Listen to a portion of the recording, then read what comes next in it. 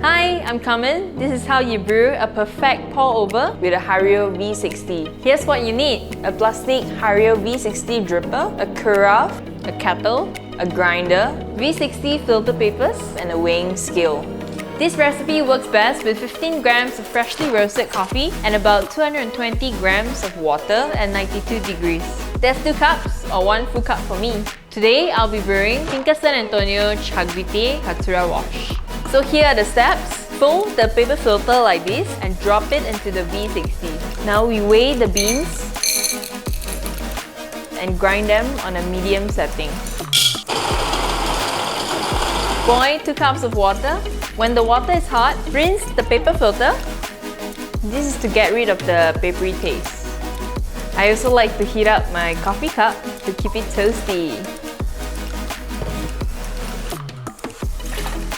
Place the ground coffee into the V60 and zero the scale.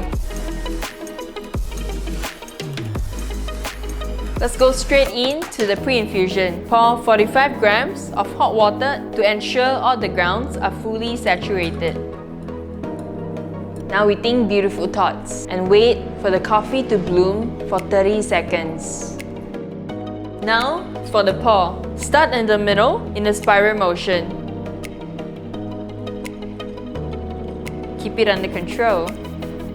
Stop completely at about 220 grams of water.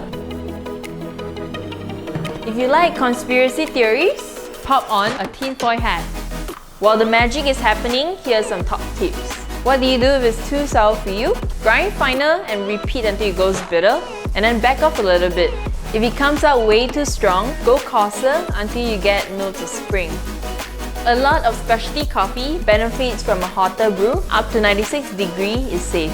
If it's a darker roast, some say you could brew as low as 85 degrees. If you want a milk drink, this is the wrong video for you. Instead, check out my guide to the AeroPress. That's a complex cup, alright? Happy brewing! I'll see you next time.